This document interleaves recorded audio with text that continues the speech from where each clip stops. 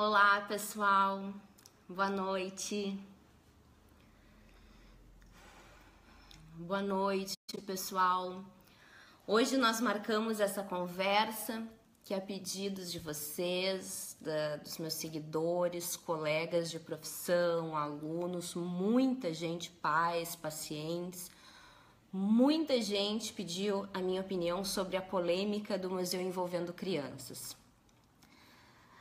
Bem, eu vou começar falando que toda essa história, pessoal, ela desenvolveu 3 polêmicas diferentes e que a gente vai conversar esses 3 fatos que eu acho importante da gente pensar e conversar, porque são 3 assuntos diferentes que estão sendo discutidos, na verdade tudo muito misturado, mas que a gente tem que colocar cada coisa no seu lugar pra gente pensar junto, tá?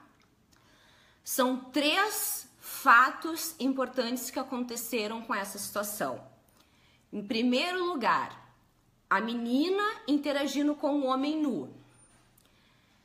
Segundo fato, a exposição internacional de uma criança.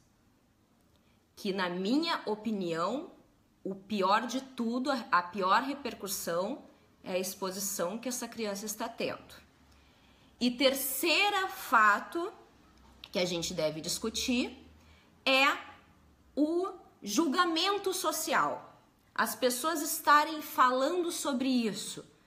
É censura? É intolerância? Vamos falar sobre esses 3 fatos que eu acho importante. Eu quero saber a opinião de vocês. Isso é um assunto sério. Eu me preocupo. Eu quero saber muito a opinião de vocês sobre tudo o que está acontecendo, sobre esses 3 assuntos diferentes. Porque são 3 fatos importantes que aconteceram com essa situação. Boa noite para todo mundo. Obrigada eu estou me recuperando, eu estou já super bem, já estou voltando às minhas atividades. Muito obrigada. Vamos conversar então, pessoal. Primeiro lugar que eu quero falar para vocês é que tá cansativo hoje em dia conversar sobre qualquer coisa. Parece que a gente não pode emitir nenhuma opinião que é taxado de alguma coisa. De intolerante, conservador, radical, de esquerda, de direita. Então eu vou começar para falar sobre esses 3 assuntos que eu acho extremamente delicados. E aqui eu tenho um papel social, eu acho que eu formo a opinião de muitas pessoas, eu influencio muitas pessoas, então são 3 assuntos muito sérios. Então eu vou começar, para eu poder opinar e para eu começar a falar até de uma forma que eu me sinta até mais à vontade, eu vou começar a apresentar para vocês a minha imparcialidade. Olha só. Não sou conservadora, não sou radical, não sou de esquerda, não sou de direita, não sou intolerante. Vou começar a apresentar a minha história um pouco para vocês. Se eu gosto de arte, eu amo arte. Eu era atriz quando eu era criança. Eu fui atriz da minha infância até os meus 16 anos. Eu larguei, e com 16, o meu primeiro carimbo da minha carteira de trabalho é do SATED, Sindicato de Artistas do Rio Grande do Sul, porque eu era atriz profissional. E eu larguei o teatro, apresentava espetáculos, já apareci na RBS, na Globo do Rio Grande do Sul, no Jornal do Almoço, para divulgar espetáculo. Eu era uma atriz bem atuante. Então eu cresci dentro do teatro, assistia muita coisa, comecei a trabalhar, porque eu sou apaixonada por isso.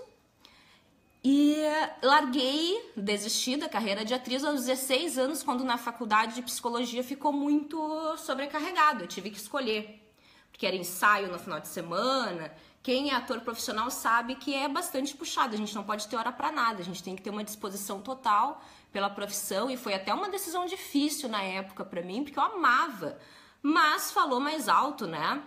O meu amor pela psicologia e a minha decisão profissional. Então eu larguei porque eu não consegui conciliar a carreira de atriz. Ou seja, sou apaixonada, sou uma amante pelas artes, amo espetáculo, entendo bastante. Outra imparcialidade minha. no ensino médio, eu estudei no magistério. Ou seja, eu também tenho formação de professora infantil, professora de educação básica. Então, já no ensino médio, eu já comecei a entender bastante de criança, desenvolvimento infantil. Inclusive, foi cursando o magistério, eu fiz estágio, fui professora de crianças do terceiro ano, né, de crianças de 8 a 10 anos. E ali no magistério tinha disciplina de psicologia infantil. Foi ali que eu me apaixonei pela psicologia e decidi que era aquilo que eu queria fazer. Com 16 anos entrei para a faculdade de psicologia, então segue a minha imparcialidade. Estudei psicologia. Desde a graduação, os meus estágios, a maioria foram direcionadas à psicologia infantil, porque eu sempre fui apaixonada por criança, estudar sobre criança, conviver com ela, sempre fui apaixonada. Então fiz ali a maior parte dos meus estágios principais de psicologia clínica, eu fiz, né, em psicologia infantil, com especialistas como professores, supervisores, então entendo bastante. Quando me formei em psicologia, eu me especializei em TCC, terapia cognitivo-comportamental. Então, também sou especialista em psicologia clínica e repercussões, desenvolvimento, consequências, assim como tratamento, transtorno mental. Sou mestra em psiquiatria pela URGS, Universidade Federal do Rio Grande do Sul. Há 10 anos que eu sou pesquisadora do Programa de Déficit, Atenção e Hiperatividade do Hospital de Clínicas de Porto Alegre. Foi daí que veio o meu mestrado e o meu doutorado. No próximo mês estou defendendo, então já posso dizer que eu também sou doutora em psiquiatria, ciências do comportamento, né? Sou doutora, então, em medicina pela Universidade Federal do Rio Grande do Sul.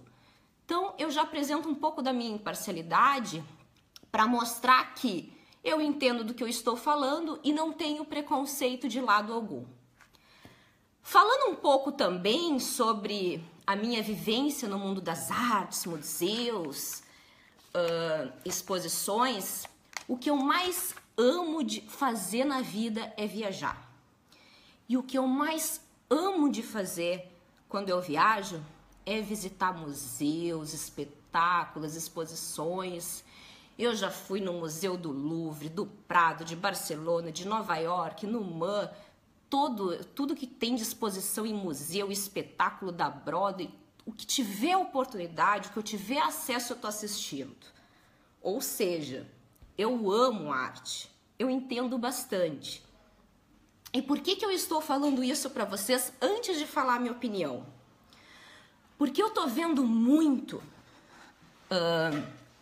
diante dessa polêmica, pseudos intelectuais, principalmente da classe artística, que se aproveitam da falta de acesso à cultura, a exposições, acesso à obra de arte de qualidade, a espetáculos, se aproveitando dessa falta de acesso à cultura que o brasileiro, infelizmente, tem muita, carece muito de cultura. Eles se aproveitam para dizer que quem não gosta de alguma coisa não entende de arte, ou não é tolerante, não entende, não é evoluído. O brasileiro realmente não tem muito acesso à cultura, não tem muito acesso à informação. Até mesmo da minha área da psicologia, e essa foi a minha maior motivação de criar minha página, quando muitos colegas meus da própria psicologia, da psiquiatria, da medicina, me criticavam, dizendo que não pode expor, não pode ter um contato direto com as pessoas, uma psicóloga. Hoje em dia tem vários até que criaram página depois de mim. Bem, as pessoas às vezes se aproveitam da falta de cultura do brasileiro para dizer que ele não entende de arte. Pessoal, com tudo que o brasileiro passa, eu enalteço ainda os brasileiros, apesar do sistema péssimo de educação, de saúde, de cultura, terem bom senso e não aceitarem alienação. Porque muitas vezes quem tem um microfone e está falando é a minoria, só que essa minoria tem um poder de expressão. E aí ficam querendo se aproveitar disso para dizer que a maioria que não tem acesso à cultura é ignorante. Mas independente de cultura, de educação até mesmo, de informação, o brasileiro tem uma coisa que já nasce com ele: instinto materno e paterno. Isso nasce com a gente. E a maioria das pessoas vão ter bom senso quando estiverem numa situação que tem que avaliar quando deve ou não proteger um vulnerável. Nós, adultos, a gente tem a obrigação de defender crianças, animais, idosos e todas as pessoas que a gente encontrar vulnerável em uma situação de risco. Então eu vou começar falando, tá? Agora a minha opinião, depois que eu já mostrei toda a minha imparcialidade, o meu amor à arte. Eu já frequentei tantas exposições de museu, pessoal. Eu vi pessoas da classe artística dizendo que internacionalmente isso é normal. Pessoal, não caiam no papo de pessoas de uma minoria que querem fazer uma alienação, que querem impor algo. É igual moda. Às vezes a gente vê uma moda feia, as pessoas usam por quê? Porque uma minoria está dizendo que é bonito. A gente tem que aprender a pensar. E esse episódio me deixou feliz, porque eu vi que as pessoas estão pensando, elas não estão aceitando. E eu sei o porquê que dessa vez as pessoas pensaram. Porque o brasileiro, ele pode ser negligente com a corrupção, ele pode deixar passando qualquer coisa. Ele aceita lazer de má qualidade, ele aceita ter seus direitos não cumpridos. Agora, ele não aceita que mexam com as crianças. Esse é o problema. O problema é que dessa vez a gente identificou um vulnerável. A gente se sentiu obrigado a falar nesse momento.